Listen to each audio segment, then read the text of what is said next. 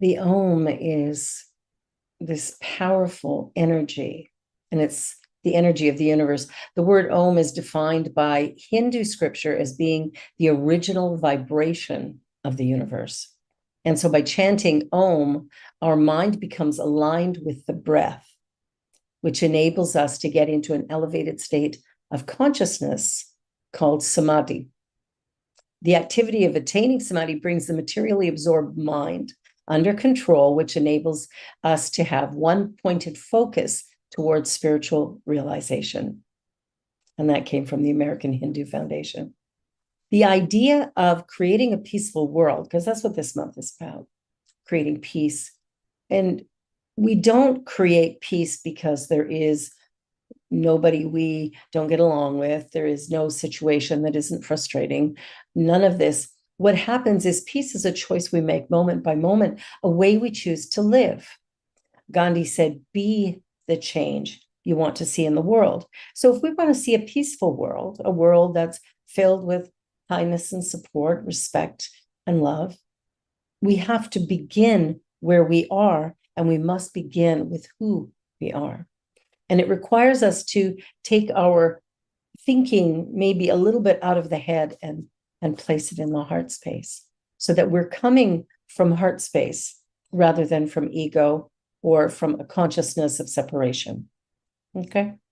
So the idea of peace, Ernest Holmes said in the Sermon by the Sea, in 1959, he said, you find me 1,000 people in the world who know what it is that we do and use it and live it as it is, and I'll myself live to see a new world, a new heaven, and a new earth here.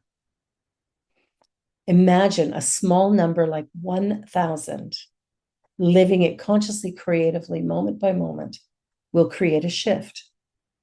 When you consider that there is only one thing going on and that we are all connected because we live, move, and have our being in the universe, right? So all of us are connected in this oneness. And because of that connection, everything that we think, say, and do goes into the collective. So we are, in fact, either raising the vibration for all, or we're, in fact, bringing it down.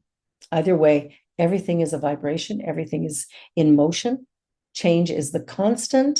And if we want to live in a peaceful world, we cannot be looking out there for what's wrong or what's right, but rather in here for a sense of our connection to the all, connection to God or spirit, first cause, universe, whatever name you want to give that infinite possibility. And then a love of this physical, what feels like a finite form, and begin to acknowledge that the infinite lives here, that the infinite is the cells of my body, the activity of my mind, and the journey that I've walked, every step of it. And if I would like to have a peaceful world, I can't look to you to give it to me. I can't look to you to change a behavior so I can be peaceful. You see, I must choose it. I must decide today that I choose life. I choose to live in harmony with nature, with the world. I choose life. I choose peace in that life. And I do that by acknowledging that not everything is perfect, but it's irrelevant. Perfection is not what I'm going for. I'm here to experience the fullness of living. Ernest Holmes also said, it is done unto you as you believe. Now think about that for a minute. What is it that you really believe about life? What is it you really believe about your current circumstances?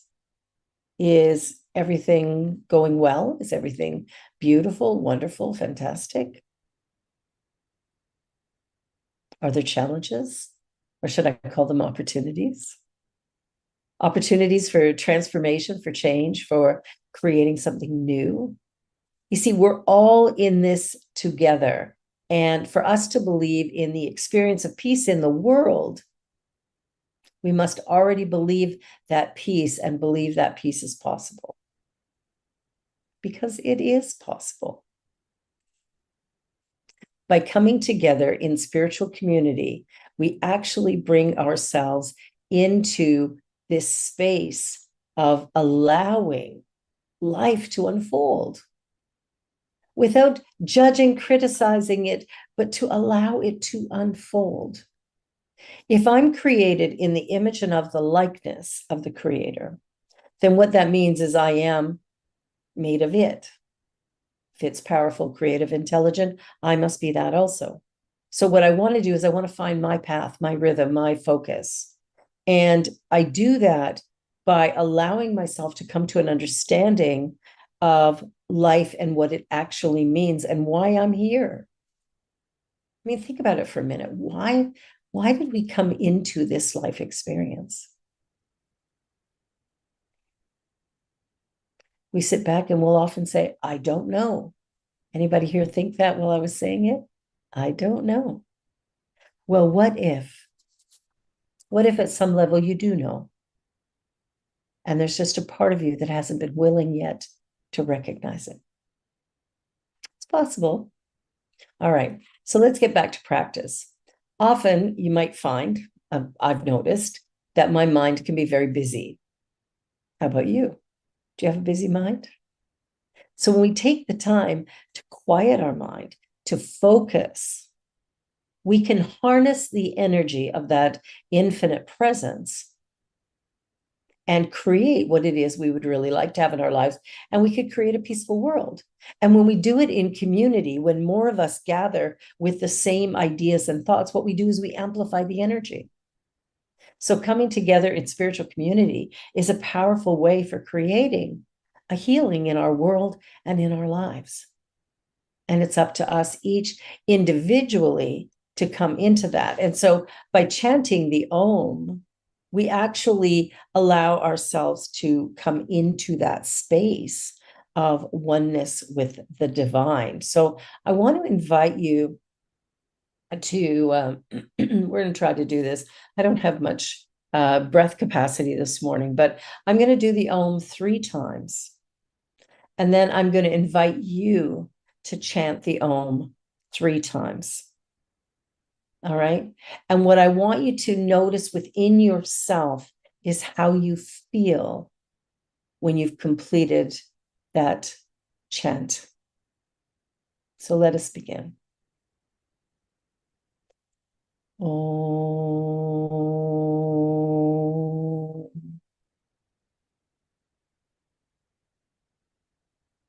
Om.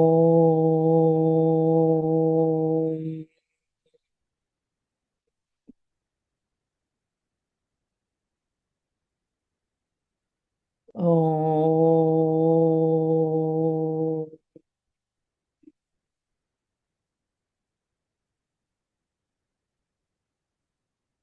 Now you chant the Om 3 times.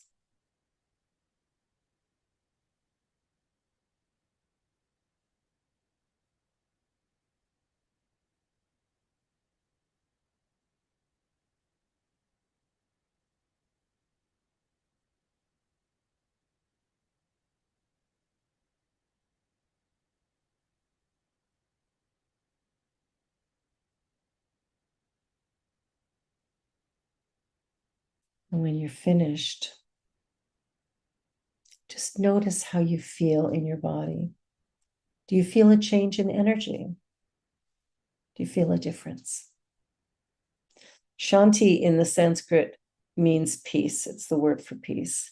And when you amplify the energy of the word peace by surrounding it in the Om, we're allowing for the potential to become realized, because that's really what we want. We can also chant Om Shanti Shanti Shanti Om. And again, what we're doing is we're using the Om to take us into peace. We quiet our mind and we feel the energy of that peace and we allow it to grow within us. And if we take time every day, we can go on YouTube and listen to one of the Om chants. There are numerous ones there. So as you're learning to do this for yourself, if it's new, then you can go on to YouTube, pick one of the videos that does the chant and just chant along with them. It will become easy after time. But what we want to do is realize that within each one of us, there's infinite potential. And that infinite potential is the fuel that brings us to the full realization of who we are and why we're here. So one of the things we want to do is to really acknowledge that as a collective, we have the ability to create a world that is absolutely magnificent. And one of the things we do here in Science of Mind or in CSL is we teach the practice of spiritual mind treatment. And spiritual mind treatment is a way of sort of rewiring the brain or rewiring our thinking. We want to begin to look at how we show up in the world and what the world is reflecting back to us. Because remember, every person in your life is a mirror. Yes, a reflection of you. And so anything they think, say, or do has some relevance to you. It could be something deep in your subconscious, and it could be something you're fully aware of, but it's there. So when we begin to look at the world as a mirror, we start to realize, well, how I show up in the world is then going to be reflected back to me. So if I go into my mirror in the bathroom and I draw an X on my cheek, and then I go and look in another mirror and I go, hey, wait a minute, I don't want that there. And I go to the mirror and I start trying to rub it off.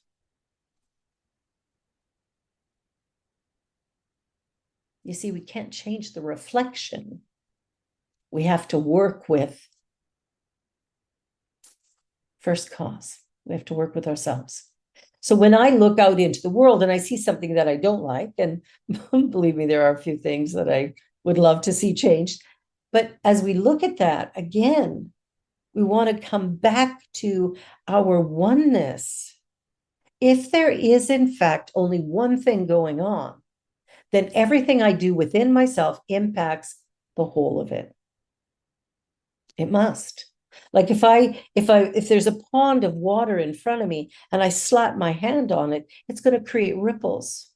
And those ripples are just going to move beyond my awareness, but they're still moving. It's energy. When I go into spiritual mind treatment and I start to acknowledge that there is a power and presence in the world that is infinite, creative, intelligent, and right here where I am, I'm part of it. I'm one with it. When I come to that understanding or that awareness, what happens then is if I can accept that, I begin to think along lines of being a powerful individual. I begin to live from an awareness of I am enough, that how I've been created is exactly right for the life that I'm living, for the journey that I'm walking, and for the place that I'm headed. You see, I want to live in a world that is very peaceful, kind, respectful. I don't expect perfection from every person every day, but what I would love to see is a willingness for each one of us to be curious about each other, to use our imagination to explore possibilities beyond what we think is reasonable. Got to get out of the box, start to think beyond reasonable and into the ethers of the unreasonable. I love what Einstein said. If at first the idea is not absurd, there's no hope for it. So when we check ourselves, when we're operating from mind space rather than from our heart space, when we're operating from the head instead of the heart, what happens is we look for logic, we look for proof, we look for a reason that could justify that this is going to work out okay. We look at our past and we go, can I do it? I don't know. And we look to our friends and family and go, what do you think? What do you think? Do you think this could be done? They don't know. They don't know. Here's what we need to do. We need to stop looking outside of ourselves for the answers, for the solutions. What we want to do is go within and realize the answers are right here. I have the answers. You have the answers. You don't have the answers for my life, and I don't have the answers for yours. But we do have the answers for our own way of living. And you see, if I can live in a place of peace and possibility, if I can choose to live in a place where I acknowledge my power and my presence, if I can live in a space where I go, yeah, this is possible, I believe this, then what happens is I begin to act in a way that honors that belief system. So when I see a person on the street, homeless person, I don't look at them and go, oh, buddy, go get a job. I don't do that. I look at that person and know that, but by the grace of God, that could be me. That could be me. So I'm grateful every day for all that I have, because all that I have is all that I need. And so we begin from that place of I am enough. And when we come from that place that I am enough, what happens is we look at that homeless person, that person on the street who's asking for cash, and we know too that they are enough, that they have within them everything they need to create a life that is not only powerful and positive and productive, but joyful and peaceful as well. And how does all that happen? It happens by the way that we think. Our thinking makes it so. What is it that you're thinking about today? What is it that occupies your mind? Maybe you were watching presidential debates last week, or maybe you're into, some sort of following all the crime statistics to see what's going on. And maybe you're on the internet trying to figure everything out. I want to invite you to try something new, to let Google go for a minute. Not worry about your friends, your family, what they think or don't think, but instead go into that quiet space within you. And maybe you do it by chanting the Om. Chant the Om 3 times with your eyes closed, and allow that energy and vibration to fuel and fill that body of yours, and allow that energy to lift you, to expand you, to open your imagination and creativity to a place it's never been before, so that you might see what in fact is possible when you begin to live from your own state of belief in yourself, a belief that you're enough, a belief that you're valuable, that you're beautiful, that you're remarkable, and that you are essential. And if you write that word down, underline it a bunch of times, essential. You are essential to the unfolding of the universe at this time, in a way that is positive and productive to all of humanity, to all life, everywhere. That's you. I know. And sometimes we don't see it that way, do we? We look at our lives and we've got this problem or that situation, or we're so busy, we're so far behind that we think we're first. And so there's all these things going on that might overwhelm, that might create a sense of, I don't have time to meditate. Who has time to meditate? I got to be at work at 7, and I'd have to get up at 4 to do that. I'll share a story with you. I have a brother who lives in Airdrie, Alberta, and he's been working for an oil and gas company for years. And he starts work at 6 a.m. He gets up at 3 a.m. And then when he gets to his job, the parking lot, he's usually there by 5. And he's there by 5 so he can meditate for an hour before he starts. And he does it in his car. And we're talking Alberta here. So winter starts in, September and ends in August. I don't know. That's sort of, it's not quite that bad. But there's, you're in colder weather and stuff. So oftentimes he'd be sitting outside in the snow and wind and whatever, but he's in his car and getting that job done. The interesting thing is that as we can move our energy in such a way as to make the time to meditate. When I first started meditating, I didn't have time for it. I had two kids at home. I was a single parent. I was studying to become a minister. And I'm like, how on earth am I going to work, go to school, and parent these kids and figure out how it all going to fit in my day? So it's funny because our teacher kind of pushed it a little bit. You need to do this. So finally one day I did. I went, okay, I gotta change things. So let me start here. And I started doing my meditation every day. And I would do, you know, probably at first it was like 5 or 10 minutes. And then I decided to set an alarm so I could make it 20 minutes. Because I kept thinking, 1 minute would pass and I would open my eyes and go, it's got to be 20.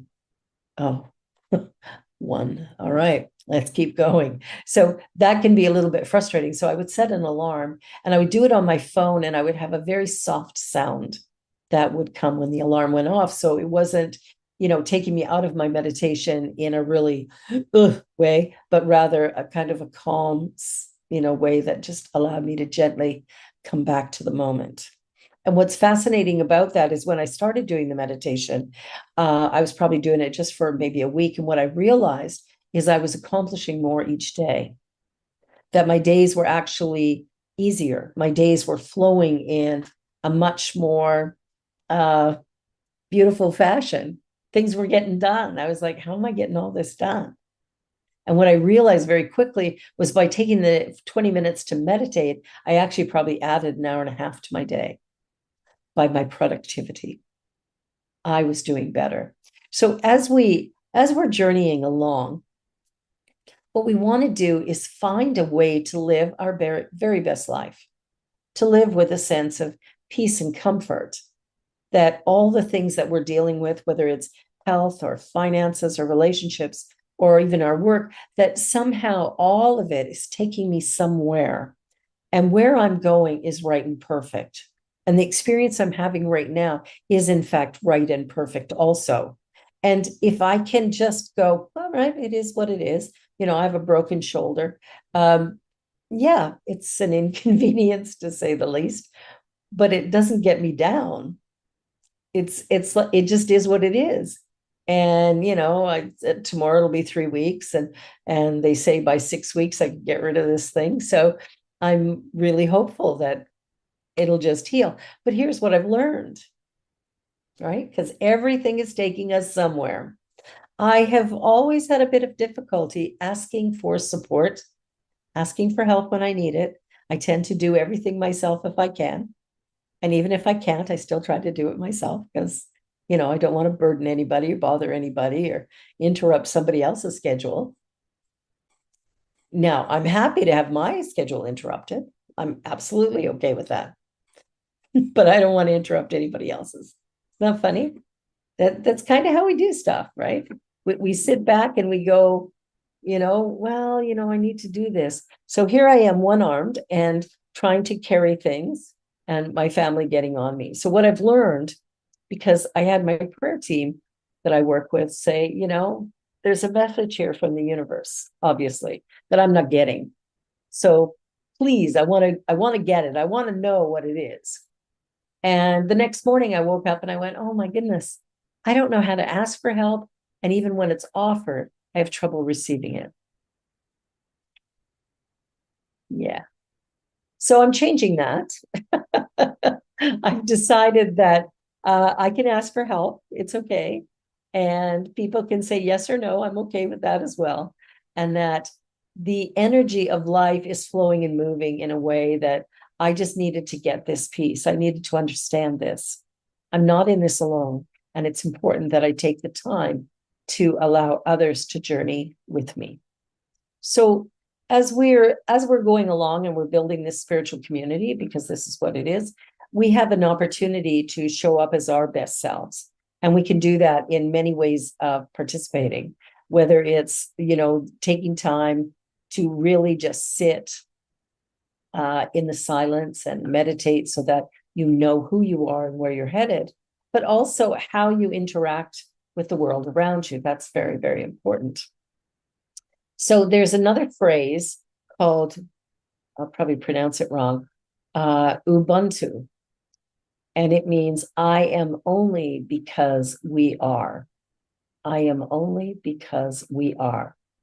Now, since COVID hit and spiritual communities went viral and virtual, people were isolated in their homes, but at least we were still able to be community. And we've noticed that. We've noticed it in unity with spirit groups. We've noticed it in UFBL and CSL, in classes, Sunday services, things like that, allowing ourselves to come together. When the pandemic first hit, I did prayer morning and night every day, 7 a.m. and 9 p.m. And I did that every day so that people could find some strength, hope, to lift their faith, their possibility, as they were going through their day-to-day experience, whatever that might have looked like. So any way we move or show up or allow life to happen is going to be reflected back to us. And that's not because we're to blame for something. You're not to blame for anything. We've got 8 billion people on the planet, and the thoughts of 8 billion people have created the consciousness in which we live. And every one of us who can shift that to a place of love and peace and respect, honor, beginning with ourselves and then sharing it with the world around us, what happens is we begin to lift the 8 billion. We begin to lift the consciousness of everyone. And if we're sitting in the pit and we're talking about how bad life is and how hard it is and how terrible it is, well, guess what? We're pulling down the energy of the 8 billion. We are powerful. We are powerful beings, and we have the ability to honor that power and that presence by living in a state of true authenticity. To be authentic means to be real, to be me. So who am I? And sometimes we don't know that. And the reason we don't know that is because we were told from the time we were little children what we can and can't do, what is possible for us, what we might be able to accomplish. We were told to be reasonable. I love that word, reasonable. Don't dream too big, because if it doesn't happen, then you're going to be really sad. That's what my dad taught us. Yeah, don't dream too big, because then you'll be disappointed. No, if I'm reaching for the sun and I land in the stars, I've accomplished a lot. So we need to allow ourselves to fully be present in life. We're here to live. We're not here to put in time. We're not here to weigh a certain amount. We're not here to walk a certain path. We're not here to make anybody else happy. We are here to live, to experience the thing that's called living. And that means taking a breath in and out. It means walking and talking. It means connecting and allowing. It means that we are here to experience all of it. Okay? Not just the sunshine and roses. We're here to experience all of it. The rain that causes the rainbow. The rain that waters the beautiful flowers, or the excrement from animals that can then fertilize the soil and make those roses grow even better. The life that we're living is truly on purpose, and it's taking us somewhere if we will stop for a moment and listen to that inner guidance that comes from our heart space. We will know what step to take, how to take it, when to take it, where to take it, and with whom. And we will experience a sense of freedom. That does not mean that every day will be a bowl of cherries. It doesn't mean that every day will be sunshine and beautiful music. What it means is every day I will acknowledge and recognize that I am having a day. And without judgment or criticism, I will have that day, knowing that it is taking me to someplace even better. I'm ready. Are you?